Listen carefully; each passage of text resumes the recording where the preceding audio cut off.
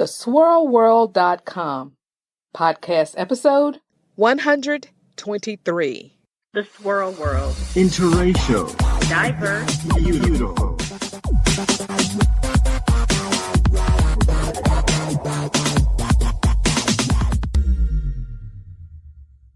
Today's shout out goes to Lavinia and Bugetto Rising of the Just Thinking Out Loud podcast.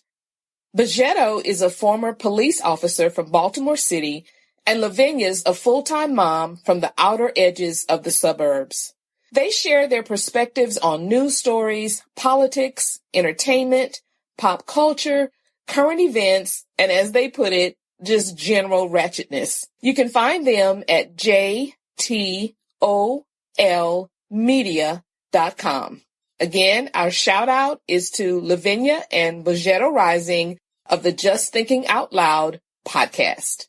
And now, on to today's show. Keep listening. Greetings and welcome to this special edition of the Swirl World podcast. This is your co-host, Michelle Matthews Calloway. Today we have a special return guest in the person of Williesha Morris. You may remember we chatted with her a year or so ago concerning a Loving Day celebration that was being hosted in Birmingham, Alabama. So, Williesha, hi there, and good to have you on the call today. Hey, it's so nice and honored to be like a repeat guest. That is so cool. I really appreciate it. For sure. We did a video of you as well, from a slideshow from your photos. And I think that was the first time, if I'm not mistaken, that was the first time we had a video podcast. So you've done some firsts in our show. I feel so good about that because you have a massive audience, and just to be a small part of it has been really amazing. So I appreciate it.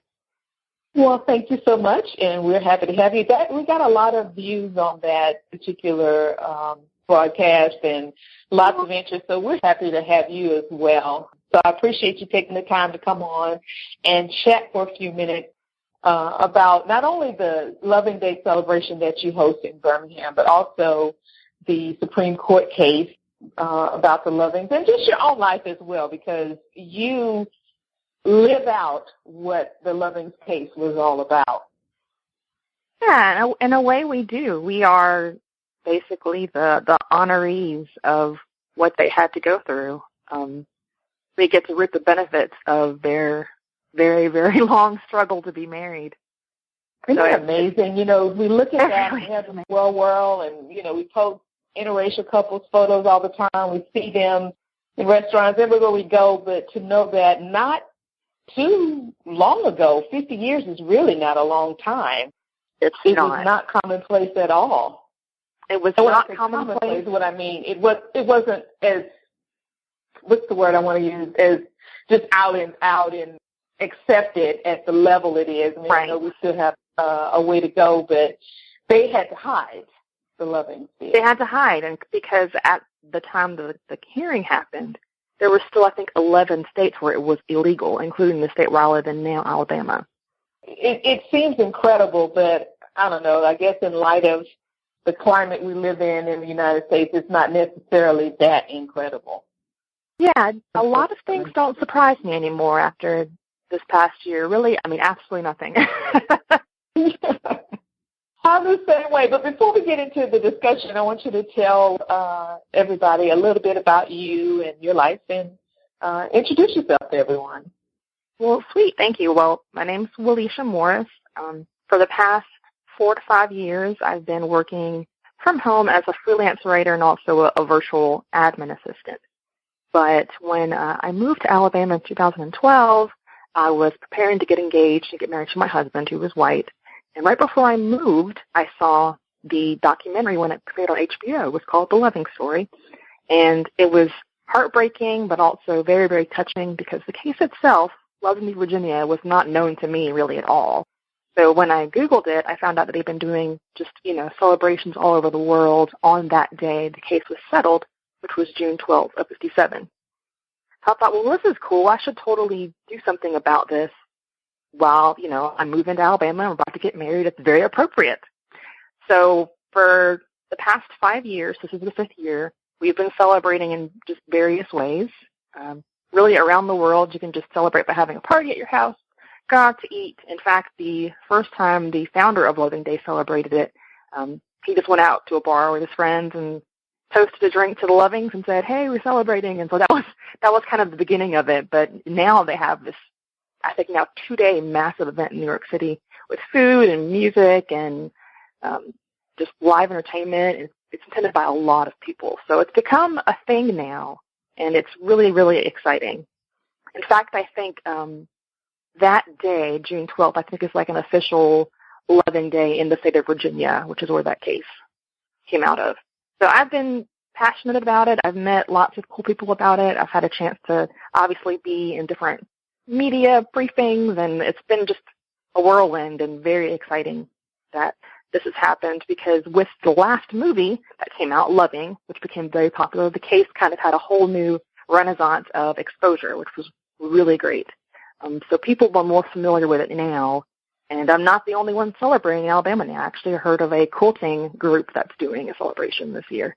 So really, we were the first. Yeah, I know. I have to contact them to see where I can collaborate with them. But yeah, they're doing a whole quilting event in celebration of the case because of the popularity, generated by the movie. So I'm really excited. I feel like, at least among my circle of friends here and in South Carolina, my work is done. I've let everyone know about the case. There's a movie now. I can go watch it. There's a documentary, obviously, you can watch too. So it's out there, and I think it's going to be attention that it deserves. Yeah, yeah. And what's interesting with you living in the state of Alabama to know that they wouldn't remove the ban or didn't remove the ban until the year 2000. That is correct. And it's kind of scary given what has happened with the same-sex marriage cases the last couple of years. In fact, Loving v. Virginia was used as a precedent for that case. So even 2 years ago, this case was relevant. It was very, very important for the folks who were trying to get same-sex marriages accepted. So it's possible, maybe not happening, but it's possible that up until the year 2000, there may have been some, small-time judges or clerks of court who would not recognize interracial marriages because it was still in the Constitution as of the turn of the century. So the law itself was not, it was defunct, but it's possible they could have been denied. Obviously, probably people would have raised a stink about it, and we've heard about that sort of thing. But in the year 2000, finally removed. It was not unanimous when they did a polling, which is part of the reason why I still bring it up a lot and I still celebrate, because even here in Alabama, it's still not universally accepted. And it's like that pretty much everywhere around the country. Yeah, which to me is incredible in and of itself. You wonder why people feel they have the right to dictate someone's marital choice, because someone's not the same ethnic group and all these things. You marry who you want it. It's just amazing when you really think about it. And I appreciate the fact that the movie and people like you who are hosting events of this type are continuing to raise awareness and showing people that, hey, we're real people and we love and we're fine. So now tell us about your Loving Day celebration in particular. This is your 5th year, if I'm not mistaken. It is. It actually is the 5th year I've celebrated, my 5th year in Alabama, and also our 5th wedding anniversary is coming up. So 2012 was like a really huge year for us. So when exactly is your anniversary? It's in October. So it's not for a while. But, I moved here in May of 2012. We got engaged that summer. And then not long after we got engaged, we had the first celebration, which was at a children's after-school program location, which is really awesome. And so it's been kind of growing and getting more attention ever since. So this is the 5th year, and because of the 50th anniversary and that it's, an even-numbered year here in Alabama, I want to do something really special. So I've kind of gone back to one of the original celebrations, which is we're going to watch the documentary. A documentary that kind of spawned my interest in it, my knowledge of it, spawned me wanting to celebrate. I've seen it 3 times now. It's really, really powerful, and this year I've actually gotten a license to show it to a large group. So we're going to be actually watching a Blu-ray version, and I have lots of awesome information to share with everyone about the film now that it's gotten that that licensing fee taken care of.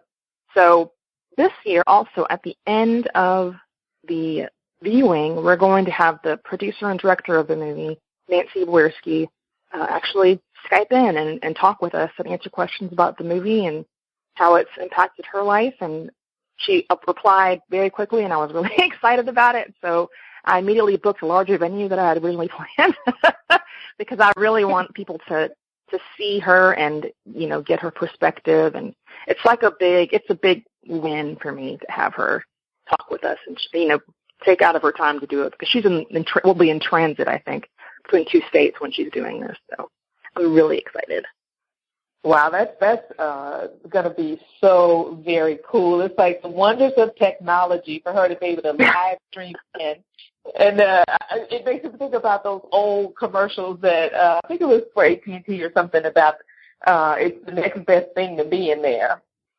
We have Skype, and that's really even better because you have a visual. You see the person. And, yeah. So good for you, and I appreciate your dedication to this project and also just to raising awareness about interracial marriage and the Lovings, their case, just all of it. Kudos to you and your husband for stepping out and wanting to bring this, in a sense, to the masses, because as more people learn about interracial marriage and what it took to get that in the United States, the better. Yeah.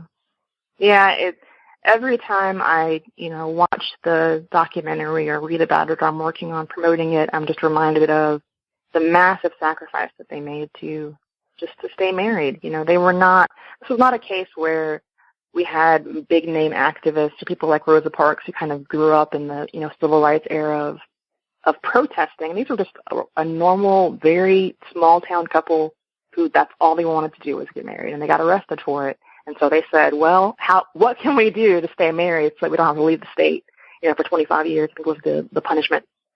And they just said, they're going to keep trying. They kept writing people. They wrote Robert F. Kennedy, and he said, talk to the ACLU and we can work on your case. And it eventually went all the way to the Supreme Court. So it changed the lives of literally millions of people. Yeah. And I think about that statement, how ordinary people can do extraordinary things. Yes. It's very true. They were ordinary. Very ordinary, yeah. They actually, while they were basically in hiding for a few years before the case went to the Supreme Court, they had a family. They had 3 kids, and we're kind of having to shuttle them back and forth between a new house that was kind of away from everything and D.C., where they actually got married because it was legal in D.C. at the time. So they were under a lot of scrutiny. They were getting people coming in from the press to talk with them, and they persisted, as the new phrase is now. Nevertheless, they persisted in just being normal and having a family, raising 3 really great children, and it's amazing what they endured. So just for that alone, I have to kind of think back and be grateful for people like them. Yeah, that those 2 people are, in a sense, having a worldwide impact when you really think about it. Yeah, they really did. Incredible. Wow. I think about them a lot. Well, yeah, I do as well. And I appreciate them, and I appreciate couples like you and your husband. Tell us where your event is going to be taking place and give us the details so we can put that out there as well. Okay, sure. Well, it's going to be at the Homewood Public Library, which is a suburb of Birmingham, and it'll be on Saturday, June 17th, which is actually a few days after Loving Day. I try to celebrate it a little bit after. And it will be from 2:30, I believe, to 4 is what I have scheduled right now. And we're going to be showing the movie, maybe having refreshments and talking with Nancy Bwerski. So, and if there's not food there, there's going to have to be food at some point because I want to feed people and make sure they haven't sat for 2 hours and not gotten anything to eat. Very important. Well, food usually makes things better. And I like the aspect, too. Not only that, I mean, it's nice to have refreshments, but I like the idea of people, in a sense, breaking bread, And yeah, that's true. That's awesome. It's a very solemn movie. It's not a movie where you're going to come out and feel excited about life.